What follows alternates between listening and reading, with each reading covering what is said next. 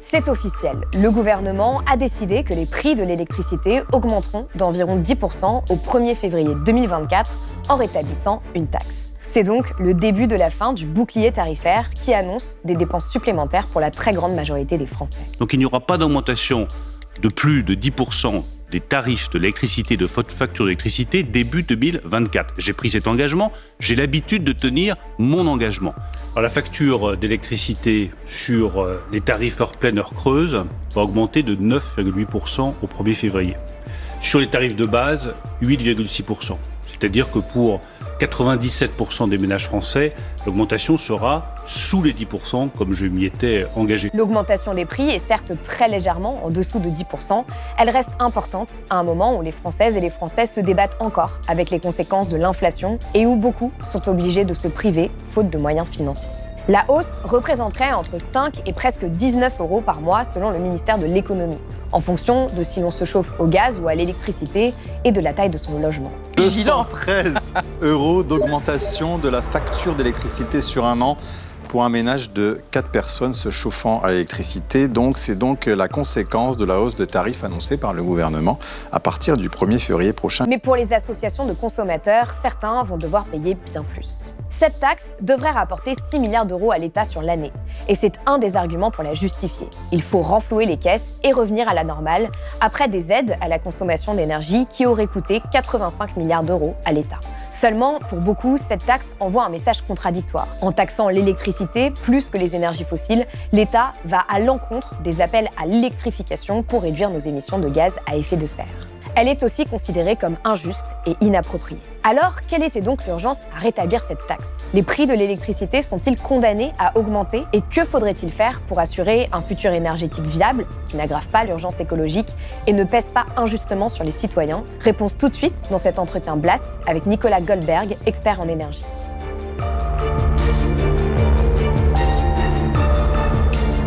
Nicolas Goldberg, bonjour. Bonjour. Merci d'être venu sur le plateau de Blast. Alors, vous êtes ingénieur, expert en énergie chez Columbus Consulting, cabinet spécialisé dans la transformation des grandes entreprises et responsable du pôle énergie du think tank Terra Nova.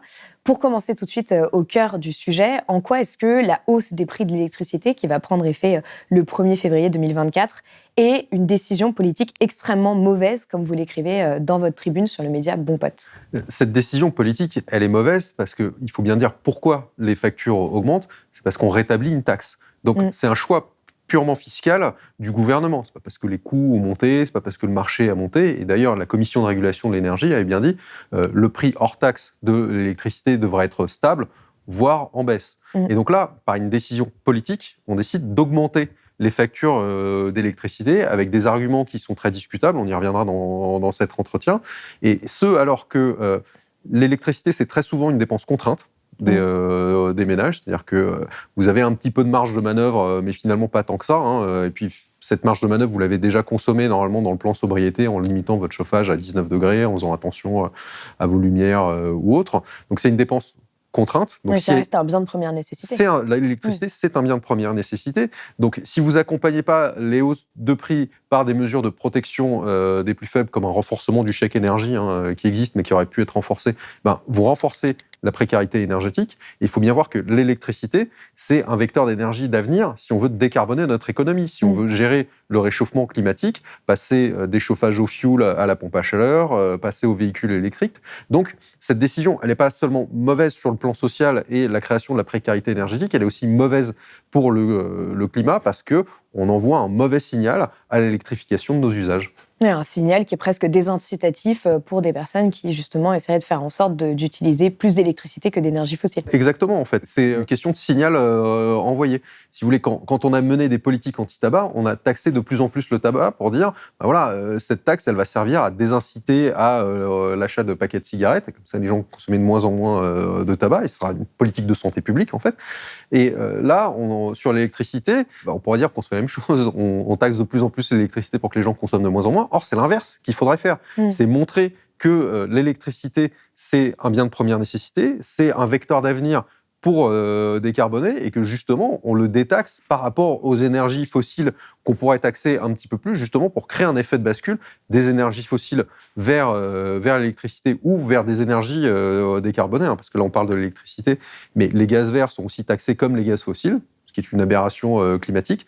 Donc voilà, cette décision, elle est extrêmement mauvaise pour le climat parce qu'elle manque de cohérence sur le plan climatique et la feuille de route qu'on devrait avoir pour décarboner notre économie. Alors, avant d'en venir aux justifications du gouvernement, simplement pour bien comprendre, est-ce que vous pouvez expliquer de quoi est composée notre facture d'électricité justement aujourd'hui ? Alors, si on regarde les factures des particuliers, elles sont divisées à peu près en 3 pôles qui, maintenant qu'on a augmenté les taxes, sont à peu près égaux. Donc, vous avez un premier pôle qui est les taxes. Donc, la TVA et cette fameuse taxe sur l'accise d'électricité. Donc, ça, c'est complètement à la main du gouvernement. Vous avez un deuxième pôle qui est le réseau. En fait, ce qu'on appelle de manière un peu barbare le TURP, le tarif d'utilisation des réseaux publics d'électricité, et qui sert à rémunérer les réseaux de distribution et le réseau de transport RTE, donc RTE et Enedis à 95%. Ça, c'est régulé également, ça ne dépend pas d'un marché. En gros, tous les 4 ans, les gestionnaires de réseau vont voir la Commission de régulation de l'énergie en disant, voilà nos coûts courants, voilà tous les investissements qu'on veut faire, donc voilà sur 4 ans, comment il faudra qu'évolue notre tarif. Ça se retrouve dans votre facture d'électricité. Alors, vous ne le voyez pas, c'est masqué dans votre prix. Par contre, vous avez en général une petite astérix qui dit « dont X euros reversés aux gestionnaires de réseau au titre de l'utilisation du réseau public d'électricité ». Donc ça, c'est les 2 premières parties. Et il y a une troisième partie, qui est la partie électricité, qui est un peu la plus compliquée à comprendre, parce que dedans, vous avez une part de régulé. Vous avez le nucléaire qui est régulé à un prix qui est assez bas, 42 euros. Puis ensuite, vous avez une part marché, puisqu'il faut bien compléter. Puis après, vous avez les coûts commerciaux et les coûts de service. Donc voilà, c'est ces 3 parts. On a beaucoup parlé récemment de cette troisième part d'électricité, parce que comme les marchés s'emballaient, on expliquait pourquoi ça s'emballait sur cette part-là, c'était quoi la part du nucléaire régulé, est-ce qu'on pourrait en avoir plus. Mais là, cette partie-là, elle est stable, justement parce que les marchés de l'électricité en ce moment s'écroulent. Et donc, on a un tarif régulé, nous, Français, qui est calculé sur 2 ans de prix de marché. Donc, même si les marchés s'écroulent actuellement, cette part-là ne fait qu'être stable, voire un petit peu en baisse. On verra ce que ça donnera l'an prochain quand on n'aura plus l'année 2022 dans le calcul. Mais là, ce qui fait qu'on augmente les factures d'électricité, c'est la partie taxe. Donc c'est le seul levier, en fait, finalement, qui modifie cette facture. Voilà, c'est le seul levier qui modifie significativement cette facture, puisque la partie réseau est mise à jour plutôt en août. Donc là, ça augmentera un tout petit peu cette année. On verra ce que ça donnera pour les années d'après, compte tenu des investissements à faire sur le réseau. La part électricité stable, voire en baisse. Par contre, la part taxe augmente quand même significativement, et c'est ce qui fait qu'on a cette hausse de plus ou moins 10% sur toutes les factures d'électricité. Alors justement, cette hausse, selon les chiffres du ministère de l'économie, elle va équivaloir à peu près 5 à 20 euros par mois, selon la taille de son logement, selon qu'on se chauffe au gaz ou à l'électricité. Et en même temps, il y a des associations de consommateurs qui disent que potentiellement, ça va être beaucoup plus pour certaines personnes. Est-ce que vous pouvez l'expliquer ? Est-ce que vraiment on peut s'attendre à 5 à 20 euros par mois, ou est-ce que ce sera plus ? Moi, je me risque jamais à dire pour un ménage qu'est-ce que ça donne, parce que ça dépend énormément de votre logement. Ça dépend de si vous avez un petit logement, un grand logement. Ça dépend de si vous êtes en appartement, en maison individuelle. Ça dépend de si votre logement est bien ou mal isolé. Ça dépend de si vous faites du télétravail ou pas. Ça dépend de combien d'enfants vous avez, de si vous avez un véhicule électrique ou non. Donc en fait, ça dépend d'énormément de paramètres. Ça dépend aussi de votre offre tarifaire. Donc, comment les taxes sont répercutées dessus. Enfin, voilà, ça dépend vraiment de beaucoup de choses. Donc, effectivement, si vous Est-ce que vous êtes d'accord justement avec les associations de consommateurs qui disent que ce sera sûrement plus et que 5 à 20 euros par mois, c'est pas la bonne échelle ? Ça va probablement être plus pour certains types de ménages. Par exemple, si vous habitez dans un petit appartement mal isolé avec des convecteurs électriques et que vous chauffez parce que vous êtes au rez-de-chaussée et que donc vous n'avez pas la chaleur des autres appartements qui vous chauffent, ça peut effectivement être plus. Et c'est ça le vrai sujet, c'est que en fait on a une hausse homogène sur tout type de segment, sur tout type de tarif, quel que soit le tarif, alors que on n'est pas tous égaux face au signal prix. Et on n'a pas tous les mêmes offres tarifaires et donc les mêmes services rendus à la collectivité. On en parlera peut-être également. Donc, dire 5 à 20 euros, c'est une estimation au doigt mouillé. Je ne dis pas qu'elle est mauvaise. Je dis que pour certains ménages, effectivement, ce ne sera pas du tout ça. Oui, parce que justement, la différence aussi, c'est que on sait qu'il y a les offres tarifaires qui sont favorables au climat en quelque sorte, parce que ce sont des personnes qui acceptent, par exemple, de moins consommer d'électricité dans les moments où il y a une tension sur le réseau. Et bien, en fait, vont être plus taxées. En fait, ça dépend de ce qu'on appelle plus taxé. En proportion, oui.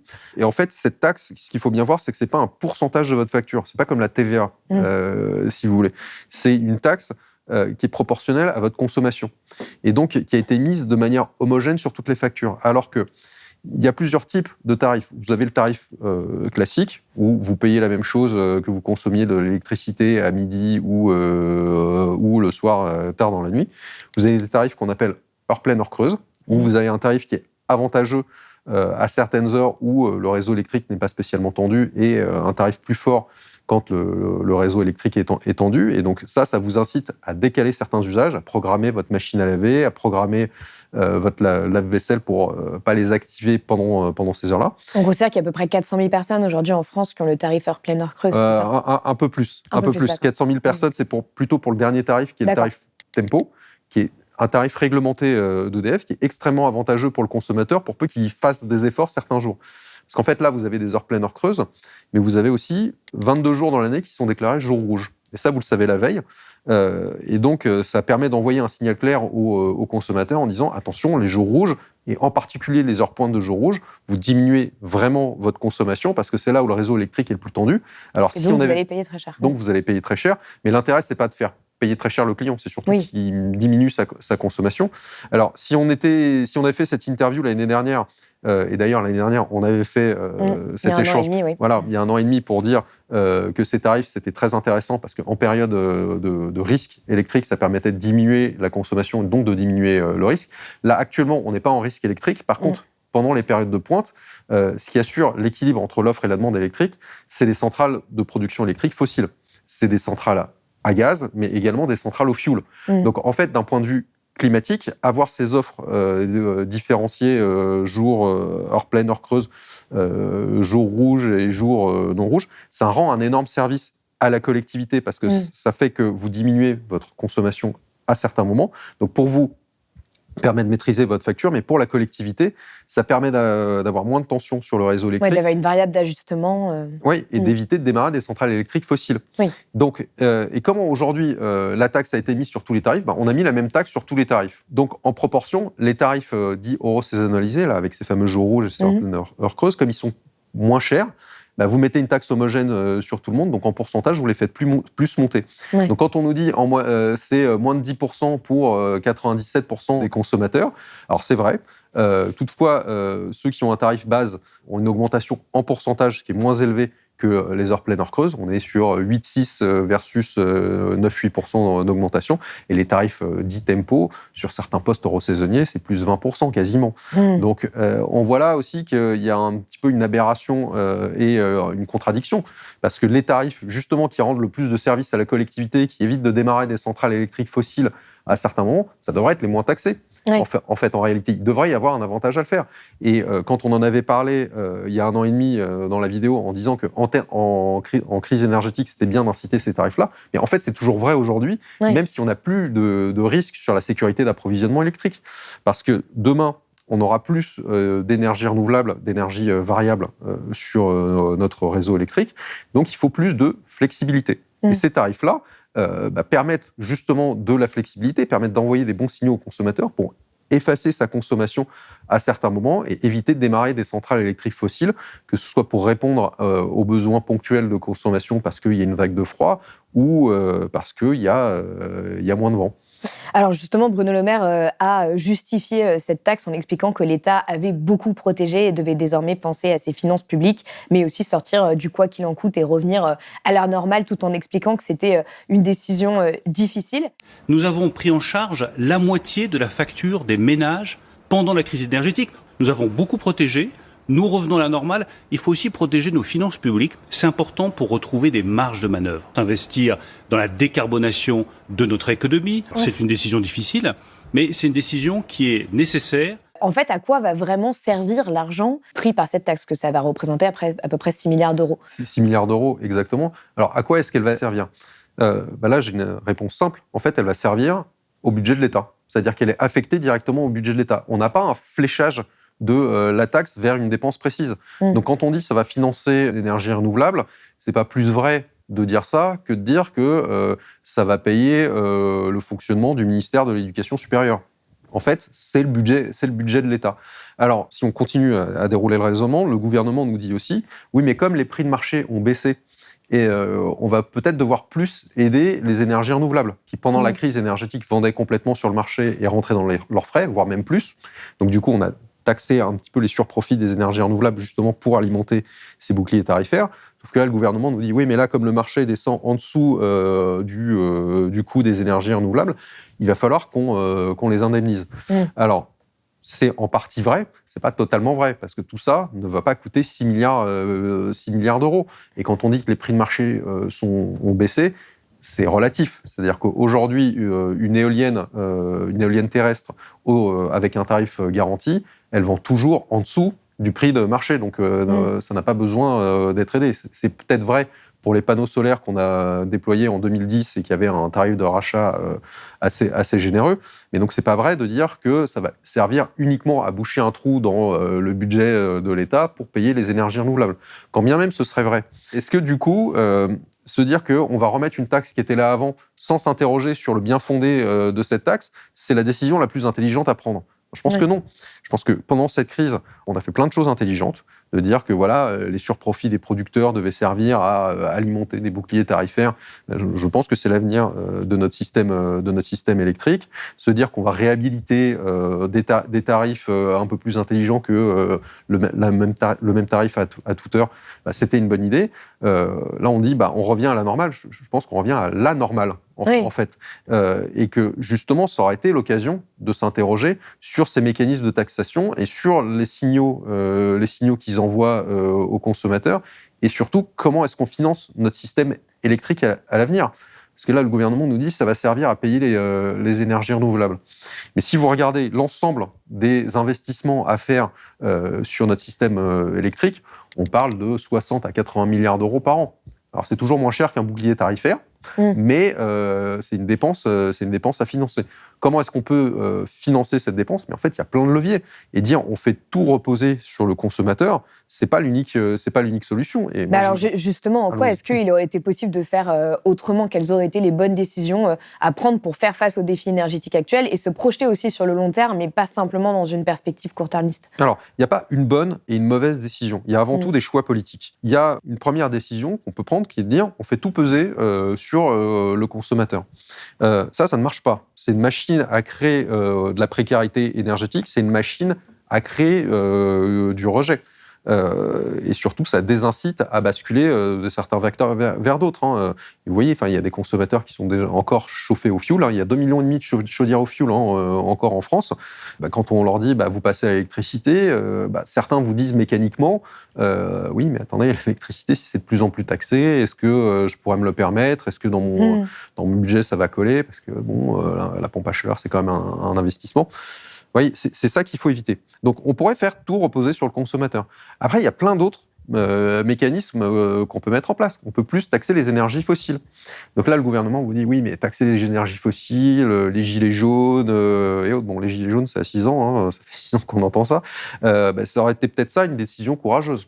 Ça aurait été de dire, on taxe plus les énergies fossiles, pas nécessairement l'essence, mais peut-être d'autres énergies fossiles, justement pour financer la bascule vers les renouvelables. Quelles autres énergies fossiles, par exemple? En fait, on a par exemple le carburant pour les avions, qui est très détaxé. Oui, il y a beaucoup de critiques par rapport à ça, parce qu'il est beaucoup moins taxé que justement le carburant des voitures. Donc, les taxes sur le kérosène. Donc ça aurait pu faire ça. De manière schématique, j'avais écrit sur certains articles sur bonpod.com qu'on aurait pu aussi taxer les jets privés. Vous voyez, c'était schématique, mais c'est pour dire, vous pouvez mettre plein d'autres taxes sur plein de choses pour faire du report d'usage.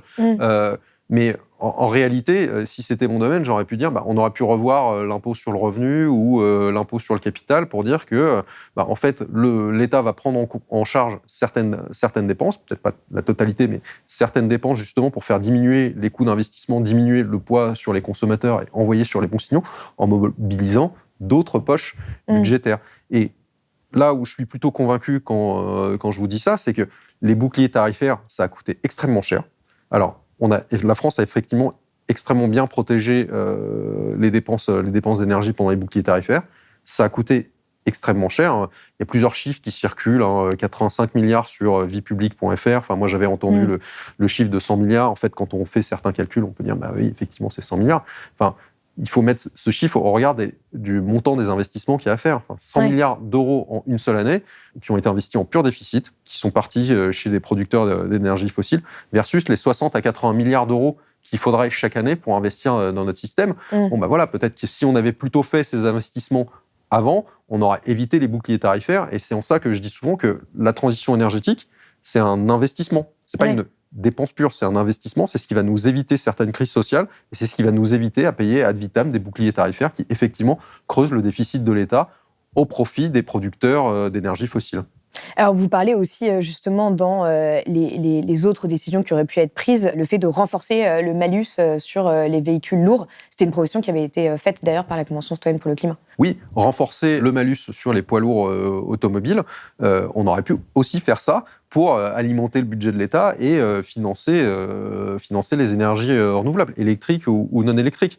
Et sur le sujet des transports, on a beaucoup parlé des transports, jets privés, avions et maintenant véhicules. C'est extrêmement important parce qu'on voit bien que c'est un secteur sur lequel on bute dans la diminution des émissions de CO2. L'année dernière, on a une baisse des émissions françaises de 4,6%. En fait, quand on regarde dans le détail, on voit qu'il y a beaucoup de conjoncturel oui, là-dedans. C'est ce qui a été beaucoup dit, et surtout, qui était aussi lié à un hiver très doux. Oui, il y a plein de conjoncturel là-dedans, mais surtout, si vous regardez le secteur des transports, c'est un secteur dans lequel on ne s'en sort pas sur les émissions de CO2, sur lequel une politique de sobriété serait vraiment bénéfique pour dire, en fait, comment est-ce qu'on se déplace demain ? Comment est-ce qu'on voit certains usages, notamment l'avion, mais aussi le véhicule individuel et autres, et surtout, quel type de véhicule est-ce qu'on a demain ? Parce que si on dit on va basculer tout à l'électrique, à ISO, et puis on va continuer dans l'augmentation du poids des véhicules, on va se créer d'autres problèmes, en fait. C'est que déjà, la mobilité individuelle est de moins en moins accessible aux plus précaires, justement parce que les constructeurs préfèrent monter en gamme, préfèrent avoir des plus gros véhicules, et ça, c'est pas toujours accessible aux plus précaires. Donc, il y a un côté social, et il y a un côté aussi environnemental. C'est-à-dire que un véhicule électrique, c'est très bien sur les émissions de CO2. Alors, j'entends plein de choses. Oui, mais si la batterie est faite en Chine, oui, mais si le poids... Un véhicule électrique, c'est toujours mieux qu'un véhicule thermique. Toutefois, si on dit qu'on veut juste électrifier tout le parc et croître en poids parce que c'est bon pour le climat, on se crée d'autres problèmes. En fait, on va remplacer un problème par un autre et on va bien voir qu'on a un problème sur le sujet des matières. Sujet du cuivre, de l'aluminium, pas forcément des matériaux très rares, mais on va avoir un problème sur les matières, d'où l'intérêt d'une politique de sobriété dans les transports. Donc ça passe par... Après, là où on dit justement sur les matières que les voitures électriques ne sont pas zéro émission de CO2, c'est parce qu'en fait, d'extraire ces matières aussi nécessite énormément c'est très souvent des énergies fossiles et donc crée des émissions. Alors, il n'y a rien qui est zéro émission de CO2. Oui, c'est-à-dire que même si vous prenez une éolienne, un panneau solaire, une centrale nucléaire, il y a bien du CO2 qui est émis au moment où vous construisez l'éolienne, le panneau solaire, la centrale, au moment où les salariés arrivent sur leur lieu de travail, au moment où il faut acheminer certaines matières dans le cas du nucléaire, mais il faut quantifier. Il faut quantifier. En fait, oui, il y a un petit peu de CO2, mais il y en a tellement peu qu'en fait, sur toute la durée de vie de l'installation, qu'on considère que c'est compatible avec la neutralité carbone. Pour le véhicule électrique, c'est pareil. En fait, si vous prenez, au moment où vous achetez un véhicule électrique, il a ce qu'on appelle une dette carbone. C'est-à-dire que produire un véhicule électrique, ça émet plus de CO2 que produire un véhicule thermique parce que vous avez des matériaux un peu plus stratégiques, un peu plus compliqués à extraire. Par contre, si vous l'utilisez pendant 15 ans à la place d'utiliser un véhicule thermique pendant 15 ans, et ben là, le bilan CO2 est vertueux. Toutefois, attention, pas réinterpréter mes propos, c'est pas parce que, justement, là, quand on compare l'analyse cycle de vie des deux, qu'il y en a une qui est compatible avec la neutralité carbone, qu'il faut faire que ça. Parce que si vous faites que ça, vous créez d'autres problèmes, d'où la nécessité d'un plan sobriété, une revue des usages, mais également une taxation de certains usages, comme les trop gros véhicules, pour dire attention, on veut inciter certaines choses, mais pas d'autres, et on taxe les usages qu'on ne veut pas inciter, justement pour financer des politiques de sobriété ou d'investissement dans la production d'énergie bas carbone. Et en même temps, le fait de taxer les véhicules les plus lourds, qui malheureusement sont assez en vogue aujourd'hui, peut aussi créer une gronde sociale. Peut-être, mais on parlait de courage des décisions tout à l'heure. Si le gouvernement veut montrer des décisions courageuses, il faut justement agir sur le poids des véhicules. Est-ce que ça va créer une gronde sociale de mettre un malus automobile sur les véhicules poids lourds neufs ? Les particuliers achètent peu de véhicules neufs. Ce qui crée le marché de l'automobile dans la mobilité individuelle, c'est surtout le marché de l'occasion, pas le marché du neuf. Donc si on met une taxation sur les gros véhicules neufs, est-ce que ça va créer une gronde sociale ? Moi, je ne suis pas sûr. Par contre, je pense que ça va créer une gronde côté constructeur automobile. Oui. Mais c'est bien aussi le rôle de l'État d'accompagner les constructeurs automobiles là où nous, on veut aller. Enfin, là où on veut avoir, nous, une mobilité du futur. Parce que c'est une question de politique publique, c'est une question également de politique industrielle. Parce que là, à partir de 2035, on ne peut plus vendre de véhicules thermiques neufs. Il y a une partie des constructeurs automobiles qui disent attendez, vous allez nous tuer et du coup, on va souffrir de la concurrence chinoise. Mais en fait, ça, c'est le même argument qu'on entend dans les pays producteurs d'énergie fossile. Dans les pays producteurs d'énergie fossile, ils vous disent mais non, il ne faut pas sortir des énergies fossiles parce que tout notre modèle repose là-dessus. Alors, si chacun fait ça en essayant de protéger sa propre industrie fossile, on n'arrivera à rien. Et je pense que ne pas inviter les constructeurs automobiles et ne pas, quitte à les aider, à ne pas construire la voiture du peuple et la voiture électrique du peuple, c'est effectivement les envoyer dans le mur. Et il y a une partie de la filière automobile qui s'envoie dans le mur toute seule en se cachant les yeux sur cette interdiction de vente de véhicules thermiques à partir de 2035, en agitant le chiffon rouge de la concurrence chinoise. Si votre business n'est pas compatible avec la neutralité carbone en 2050 et que vous poursuivez dans cette voie-là, oui, effectivement, vous allez dans le mur. Et donc, c'est le rôle de l'État d'envoyer les bons signaux, d'aider, d'avoir une stabilité des politiques publiques et de taxer les usages qu'on ne veut plus inciter et de détaxer ceux qu'on veut inciter. Alors, pour en revenir juste au prix de l'électricité, donc on sait déjà qu'il va y avoir une nouvelle hausse de la taxe intérieure sur la consommation finale d'électricité qui est prévue au 1er février 2025 pour revenir en fait à la situation fiscale d'avant la mise en place du bouclier tarifaire.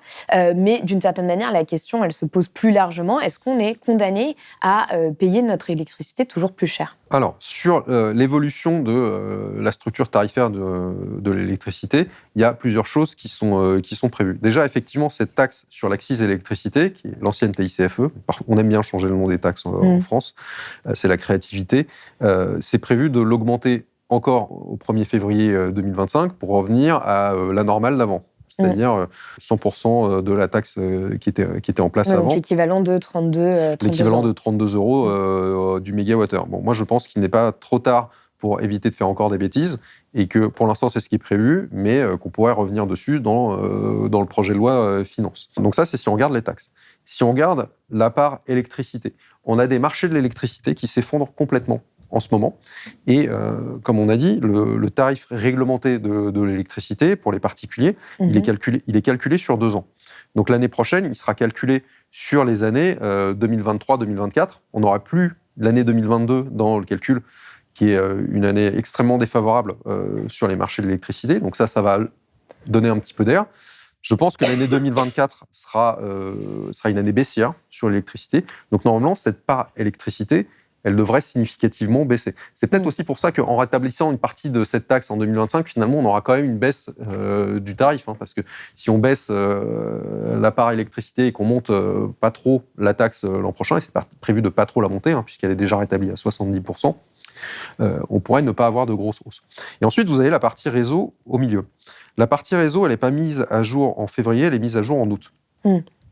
Donc cette année, au 1er août 2024, on aura une petite hausse, 1 ou 2%, parce qu'on est en fin de période tarifaire, mais À partir du 1er août 2025, il y a une nouvelle période de ce tarif d'utilisation du réseau public d'électricité, le TURP, qui va entrer en vigueur. Et c'est une période tarifaire pendant laquelle on va avoir énormément d'investissements à faire. Pourquoi ? Parce que les demandes de raccordement de bornes électriques explosent, les demandes de raccordement de panneaux solaires explosent. On veut construire un réseau électrique en mer pour faire de l'éolien offshore. On veut décarboner l'industrie en l'électrifiant. On veut produire plus d'hydrogène. On parle souvent du vieillissement du parc nucléaire, mais notre réseau vieillit aussi. Hein. Le parc nucléaire a été construit par vague, donc le réseau vieillit. Et le réseau qui a été construit par vague également, donc il vieillit par vague. Donc il y a énormément d'investissements à faire pour renouveler ce réseau. Donc potentiellement, on pourrait avoir des hausses de tarifs à partir de 2025, à partir du 1er août 2025, parce qu'on aura énormément d'investissements à financer, et donc ça peut se répercuter sur ce tarif de réseau. Est-ce qu'on est condamné à ce que les factures d'électricité augmentent indéfiniment ? Ce qui est sûr, c'est que sur cette part réseau, il y a énormément d'investissements à faire. Il y a des investissements à faire ailleurs dans la production. La question, c'est la même qu'au début de l'entretien. Est-ce que c'est aux consommateurs de payer, en fait ? Exactement. C'est exactement ça.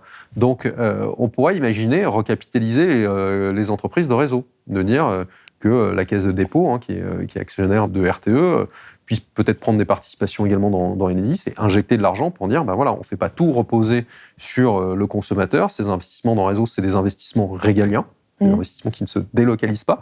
Donc, c'est peut-être au pouvoir public de les financer. Est-ce que c'est un financement qui ne rapporte rien ? La réponse est non, là également, puisque les réseaux sont rémunérés à hauteur de 4% pour les investissements qu'ils font.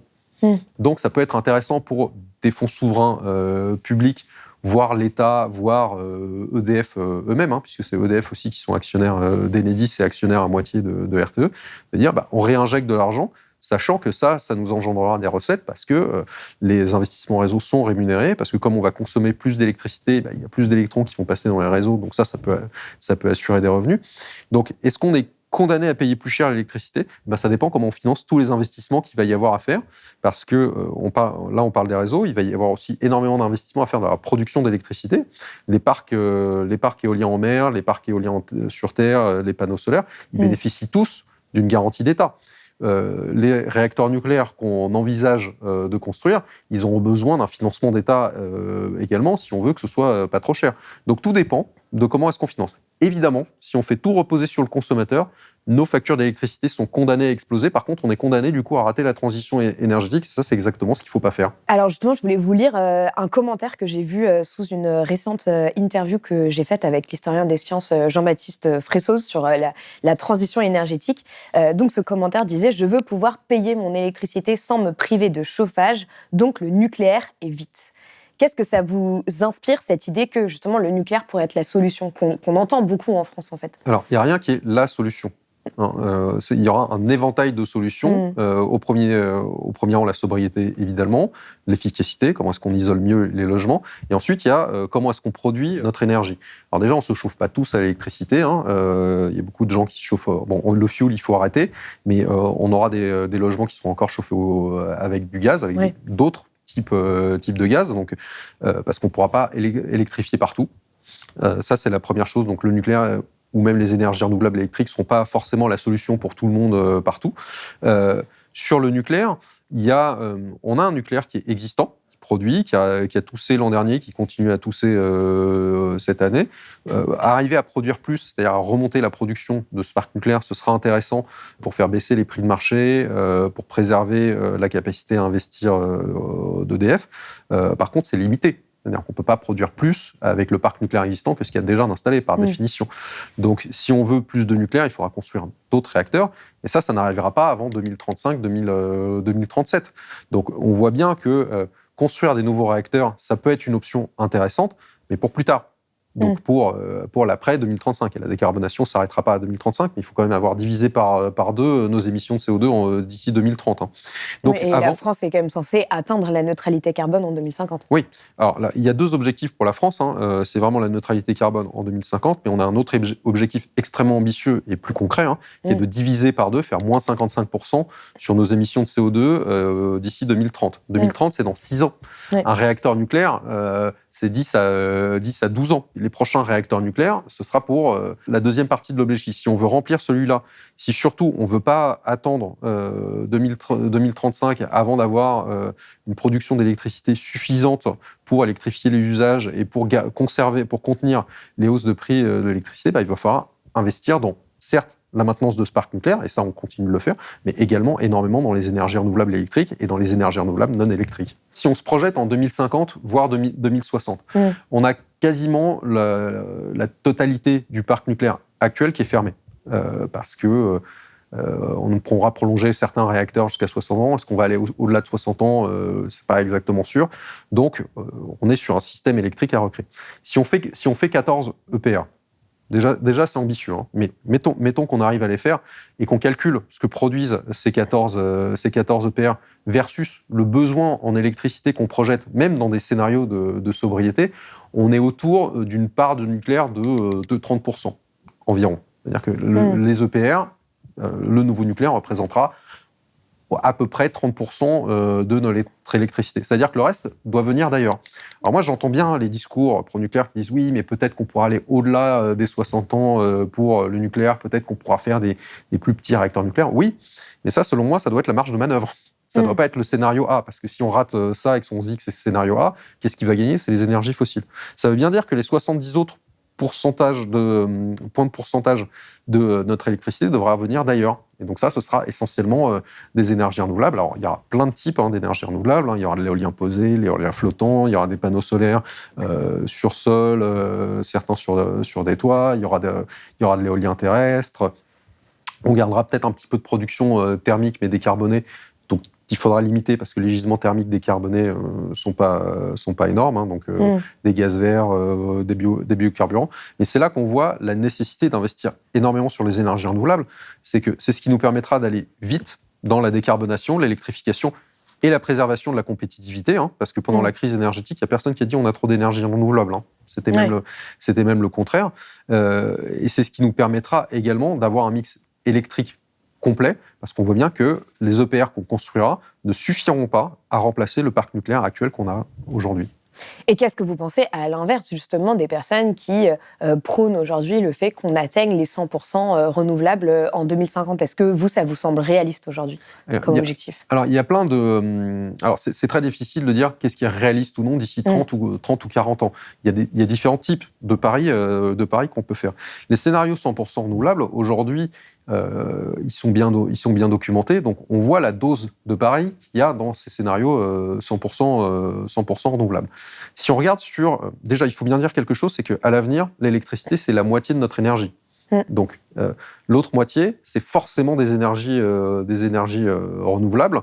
Donc, c'est là qu'il faudra accélérer. Donc, c'est là aussi où le nucléaire n'est pas pertinent. Le nucléaire, c'est fait pour produire de l'électricité. Hein. Donc, forcément, sur tout ce que vous ne pouvez pas électrifier, il vous faut des énergies renouvelables. Sur le mix électrique, là, il y a un débat un peu français qu'on aime bien. Est-ce qu'on va vers le 100% renouvelable ou est-ce qu'on garde du nucléaire? Dans les scénarios 100% renouvelables, vous devez quand même à tout moment assurer que tout le monde ait l'électricité chez soi. Donc comment est-ce que vous pouvez le faire ça? Soit avec de la flexibilité de consommation, les fameux tarifs dont on parlait, soit la flexibilité de production. C'est-à-dire comment est-ce que quand les éoliennes produisent moins, j'augmente la production avec autre chose. Et ça, c'est fait avec des centrales thermiques décarbonées, donc essentiellement des centrales à gaz, où on se dit que il faudrait qu'on ait suffisamment de gaz décarboné pour pouvoir les faire tourner et que ça n'émette pas de CO2. C'est la stratégie de certains pays, hein, c'est la stratégie de la Belgique, l'Allemagne, l'Espagne. Toutefois, ça nécessite d'entretenir un système gazier quand même conséquent. Ça nécessite d'avoir les gisements de gaz décarbonés suffisants. Et ça, je pense que ça va être très compliqué. On a déjà du mal à décarboner le mix énergétique hors électricité. C'est-à-dire avec des gaz verts, avec de la biomasse, avec des déchets. Si on se dit qu'en plus... Mais la question, en plus, les gaz verts posent aussi des questions sur les questions agricoles, sur la biodiversité, sur la santé des sols. Enfin, c'est aussi ça toute la complexité, quoi. Alors, sur les gaz verts, si on regarde le biométhane agricole en France, si on le fait de manière vertueuse, on se dit qu'il y a à peu près 100-150 TWh qu'on pourrait faire. Effectivement, ça nécessite une transition agroécologique forte. Donc, c'est pas anodin. Et par contre, on voit que le gisement est limité. C'est-à-dire qu'il faudra avoir d'autres gaz verts qui viendront de déchets, de boue industrielle, de déchets de bois ou autres. Est-ce qu'on en aura suffisamment pour se permettre de dire on l'utilise pour tout ce qu'on ne peut pas électrifier et on l'utilise également dans des centrales électriques parce qu'on est sorti du nucléaire? Moi, je pense que c'est un pari un petit peu audacieux. D'où le fait que moi je dise il faut relancer un programme nucléaire. Il ne faut pas tout miser là-dessus pour les raisons qu'on a évoquées. Il faut en relancer un, justement pour arriver à se passer du gaz dans la production d'électricité et ne pas se mettre en tension sur ces gisements de gaz qui sont très chers et pour lesquels on se battra tous, en réalité. Parce qu'il faut bien voir qu'il y a beaucoup de nos voisins qui misent sur les gaz verts. Le gisement ne sera pas infini, c'est-à-dire que le prix sera élevé. Voilà. Donc, et d'ailleurs, dans les scénarios de RTE, ceux de 2021, et sur le plan économique, les scénarios qui ressortent le moins cher sur le plan économique pour la collectivité, c'est les scénarios dans lesquels on garde du nucléaire, on garde une part raisonnable de nucléaire. Pourquoi ? Parce que ça fait moins de réseaux. Une production centralisée, ça fait moins de réseaux, donc moins de coûts. Et ça nécessite moins de flexibilité, ça nécessite moins de gaz vert. Et donc ça joue à la baisse sur les coûts. Donc tant mieux pour la collectivité. Voilà. Après, on peut avoir un grand débat là-dessus, mais c'est l'interprétation que j'ai de ces scénarios. J'aimerais quand même m'attarder un petit peu sur justement cette taxe. Donc vous avez expliqué pourquoi est-ce que c'était une décision politique mauvaise, mais d'une certaine manière, cette taxe, elle révèle aussi l'esprit dans lequel et la logique dans laquelle le gouvernement fait face aujourd'hui aux défis énergétiques. Et récemment, donc le 19 janvier, Bruno Le Maire a par exemple confirmé que tous les objectifs de long terme sur l'énergie et le climat seraient retirés de la loi sur la souveraineté énergétique, ce qui a été en partie critiqué, tout comme le manque d'ambition du texte sur les énergies renouvelables. Pour vous, qu'est-ce que ça raconte justement ces allers-retours du gouvernement en permanence sur cette loi souveraineté énergétique et aussi sur les questions énergétiques de façon générale? Alors, ça révèle qu'on a un sacré problème. Ça révèle qu'on a un sacré problème parce que pour avoir beaucoup suivi les débats à l'Assemblée, on a eu la loi sur les énergies renouvelables et avant on avait eu aussi une loi sur la sécurité d'approvisionnement et le pouvoir d'achat, la fameuse loi BUPA, dans laquelle on a mis des simplifications administratives pour le terminal gazier du Havre, pour les seuils de production d'électricité à partir de charbon. Ça paraît anachronique comme ça, mais c'est comme ça. Moi, je m'étais demandé, mais pourquoi on n'a pas mis des simplifications pour les raccordements éoliens, les raccordements solaires, tout ce qui est dans les files d'attente, parce que ça aussi, ça sécuriserait un petit peu l'approvisionnement. Et en fait, il y avait beaucoup de blocages, notamment à l'Assemblée, pour dire non, les renouvelables, on fera une loi à part, on ne voit pas ça comme un levier de sécurité d'approvisionnement et comme un levier d'indépendance énergétique. Et c'est dommage. Donc il y a un narratif qui reste à caler à l'Assemblée sur les énergies renouvelables. Pourquoi est-ce que le gouvernement fait marche arrière sur les objectifs de programmation énergétique ? Parce qu'en fait, ils ne savent pas comment faire pour voter ces objectifs de programmation énergétique en mettant à la fois du nucléaire qui veulent faire, en partie pour les raisons que j'ai expliquées, mais également pour des questions de narratif politique, parce qu'on y croit, parce que c'est une politique industrielle, et des renouvelables en même temps. Voilà, ils ne savent pas comment faire les deux. Pourtant, quand vous regardez le rapport qui a été rendu à la ministre en fin d'année dernière, l'ancienne ministre de l'Énergie, Agnès Pannier-Runacher, dans un document qui s'appelle la Stratégie française énergie-climat, qui est public, qu'on pourra mettre en commentaire de cette vidéo, il y a bien écrit que oui, on peut faire du nucléaire, mais qu'il faut massivement investir dans les énergies renouvelables si on veut préserver notre sécurité d'approvisionnement et la compétitivité du système électrique. Donc, si on regarde tout ça, évidemment, cette programmation énergétique, il faut la faire, on peut mettre ce qu'on veut dedans, mais le problème, c'est que le gouvernement ne sait pas comment la faire voter. Donc, à la base, ils avaient prévu une grande loi dans laquelle ils mettaient tout, ce qui était très bien. Puis, ils ont retiré discrètement, alors pas discrètement, mais les objectifs énergie renouvelable. Mais la logique n'était pas de dire qu'ils ne voulaient pas faire d'énergie renouvelable, c'était de dire, on fait voter les objectifs nucléaires, puis ensuite, on fait tourner nos modèles pour voir c'est quoi les énergies renouvelables qu'il faut pour compléter, pour faire boucler, comme ils disent, notre scénario. On voit qu'il faut tout ça comme énergie renouvelable, donc on fait ça. C'est pas passé pour plusieurs raisons. Déjà parce que beaucoup de professionnels du secteur ont dit c'est quand même dommage de faire voter des objectifs nucléaires et pas des objectifs renouvelables. Il y a beaucoup de parlementaires qui, à juste titre, ont dit si vous mettez pas les objectifs non renouvelables dans votre proposition de là, nous on les fait revenir par amendement. Donc on a un blocage politique. en fait. On a un blocage qui n'est pas seulement du fait du gouvernement là-dessus, mais qui est du fait d'une composition de l'Assemblée où les énergies renouvelables sont assez peu défendues en réalité, ce qui est dommage. Et là-dedans, je ne mets pas juste le RN et LR, mais si vous regardez la teneur des débats au moment de la loi APER, donc la loi pour l'accélération des énergies renouvelables, on a une gauche et une NUPES qui n'a pas nécessairement beaucoup défendu les énergies renouvelables. Une grande partie de la gauche n'a pas voté le texte. Donc, en fait, aujourd'hui, le gouvernement se retrouve coincé sur cette programmation énergétique et on ne sait pas comment faire pour la voter. Et ça nous amène dans le mur, parce qu'on a déjà 6 mois de retard sur cette programmation énergétique qui aurait dû être votée en juillet dernier pour permettre les décrets d'application, la fixation des objectifs, les appels d'offres si on voit qu'on n'est pas sur la bonne trajectoire. Et donc ça, c'est délétère également pour tout le tissu industriel renouvelable qu'on a derrière ces objectifs. Et d'ailleurs, ce que regrettent aussi certains observateurs ou ONG Climat, c'est le fait que, donc c'est ce manque sur les renouvelables, mais c'est aussi le fait qu'on parle très très peu d'économie d'énergie aussi dans cette loi, qui est quand même aussi un des grands enjeux des années à venir.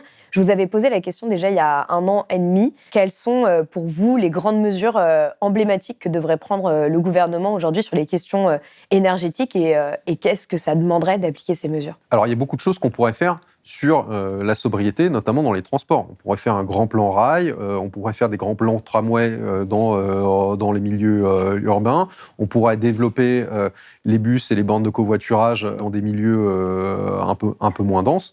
Ça, ce serait intéressant pour la partie transport. Pour la partie logement, il nous faut un grand plan d'isolation des bâtiments. Ça, c'est un plan qu'on a du mal à mettre en œuvre. On a du mal à s'en sortir de l'isolation des bâtiments. Ensuite, il nous faut des objectifs très ambitieux sur la production d'énergie, électricité et hors électricité. Ça va être ça, les grands volets d'une loi de programmation énergétique. Par contre, quand vous faites ça, vous voyez bien qu'il y a plusieurs choses qui sont à l'intersection de plusieurs ministères. Quand on dit un plan de sobriété dans les transports, ça dépend aussi du ministère des Transports. Quand on parle de l'efficacité dans les logements, ça dépend aussi du ministère des Logements, qui a ses propres problématiques. Donc c'est pour ça qu'il y a une volonté de resserrer ça autour de la production d'énergie. Déjà parce qu'on voit que, je ne sais pas si ce gouvernement est très fan des économies d'énergie et de la sobriété alors qu'on en a besoin, mais parce que c'est des objectifs sur lesquels on a du mal à avancer, contrairement à la production, où là, on voit bien les installations, on se dit c'est l'industrie, ça déroule derrière. Voilà, il y a une question du narratif et du positionnement. Et il y a aussi quelques précautions que veut prendre le gouvernement vis-à-vis des objectifs qu'il n'arrive lui-même pas à tenir. Si on met des objectifs renouvelables, si on met des objectifs de baisse des émissions de CO2 dans la loi et qu'on ne les atteint pas, est-ce qu'on est en droit d'attaquer le gouvernement pour ça, comme ça a été le cas avec l'affaire du siècle ? C'est une question. Oui, qui a attaqué l'État en justice justement sur son non-respect de ses objectifs climatiques. Exactement. Et c'est pour ça d'ailleurs qu'aujourd'hui, les formulations de la loi sur la souveraineté énergétique sont assez flexibles, c'est-à-dire qu'elles vont dire le gouvernement tend à réduire plutôt que de dire le gouvernement se fixe pour objectif de réduire pour pour faire en sorte de ne pas être attaqué ensuite. Voilà, exactement. Donc c'est ça tous les problèmes qu'on a sur cette programmation énergétique. Alors évidemment, il y a des choses qu'il faudrait faire. Mais là, c'est l'expert qui parle. C'est pas un membre du gouvernement qui sait qu'il dit ce qu'il faut faire. Il passe au Parlement et tout va rouler. Donc, il y a une question de l'ingénierie démocratique qu'on a derrière cette planification énergétique. Alors là, on en parle surtout vu l'état des débats dans notre Parlement, mais en fait, on pourrait en parler de manière générale. Si le gouvernement avait une majorité à l'Assemblée, est-ce qu'il ferait tout ça ? C'est une question. Oui. Est-ce que derrière, la majorité suivante, parce qu'on vote tous les 5 ans, est-ce que la majorité suivante serait tenue de respecter ça et pourrait pas juste tout détricoter ? Voilà, il y a une question de comment est-ce qu'on met en place un plan et comment est-ce qu'on s'y tient justement pour respecter ces objectifs climatiques et préserver à la fois la compétitivité de notre accès à l'énergie, la protection des plus précaires, mais également de nos objectifs climatiques. Alors, dernière question, est-ce que vous pensez, comme le disait Jean-Baptiste Fressoz dans notre précédent entretien, que l'un des principaux problèmes, c'est que le débat sur la transition énergétique est très mal posé aujourd'hui en France et que finalement, la plupart des responsables politiques n'ont pas conscience de l'immensité des défis qui sont face à nous, justement, sur la question énergétique? Alors, je dirais qu'on n'a pas collectivement conscience de l'immensité des défis face à nous. C'est-à-dire que quand on dit que la France consomme 2/3 d'énergie fossile, on a du mal à se représenter ce que c'est ces 2/3-là. Or, justement, c'est sortir de ces 2/3-là qu'il va falloir faire, et ça représente un projet colossal. Et ça se couple au fait que on a un parc nucléaire qui est en fin de vie, parce que la France a quand même réussi à décarboner son électricité. Alors certes, l'électricité, c'est 1/4 de notre énergie, mais c'est déjà une partie du chemin par rapport à d'autres pays. Donc, il faut bien voir que le rythme demandé pour sortir des énergies fossiles d'ici 30 ans est divisé par 2 nos émissions de CO2 d'ici 6 ans, demain. C'est vraiment un défi colossal. C'est vraiment un défi colossal, et donc il faut appuyer sur tous les leviers. Mais appuyer sur tous les leviers, ça ne veut pas dire appuyer sur tous les leviers de la production. Il faut appuyer sur certains leviers de la consommation également. D'où la sobriété, d'où le fait qu'il faut repenser l'aménagement du territoire, d'où le fait qu'il faut peut-être plus soutenir le rail, d'où le fait qu'il y a certaines consommations qu'il faudra désinciter. C'est la fameuse taxe sur les véhicules lourds individuels dont on a parlé. Et là, la réduction de vitesse aussi. La réduction de vitesse également. Et là, effectivement, le débat coince. Le débat coince parce que il est tentant et il est confortable de penser qu'on pourra faire cette transition juste en remplaçant un vecteur par un autre. Comme on a géré finalement la question de la couche d'ozone. Le trou dans la couche d'ozone, c'était une question de gaz dans les aérosols et réfrigérateurs. Bon, on a changé de gaz, et puis voilà, on n'a pas énormément changé nos usages ou notre façon de consommer, et puis paf, voilà, on a résolu le problème. C'est pas aussi simple, évidemment, mais c'est pas mon sujet. Mais voilà, c'est vrai que c'était plus ou moins dans cette logique. Voilà, et en fait, et d'ailleurs, le protocole de Kyoto est beaucoup calqué sur le protocole de Montréal, qui visait à changer de vecteur pour gérer le trou dans la couche d'ozone. Là, c'est plus compliqué, parce que les énergies fossiles, c'est ce qui soutient tout notre modèle économique. Donc, sortir des énergies fossiles, ça implique de revoir certains fonctionnements de notre économie et une certaine logique de consommation. Ça nécessite aussi de revoir certains narratifs. Quand vous dites « moi, j'aime la bagnole, j'aime le barbecue », bon, vous n'envoyez pas le bon message. Donc, si vous dites à tout le monde, on pourra tout consommer comme avant, en fait, ça, c'est un mensonge. Donc, effectivement, le débat est mal posé. Et c'est pour ça que la transition énergétique n'aura pas lieu. Moi, je pense que non.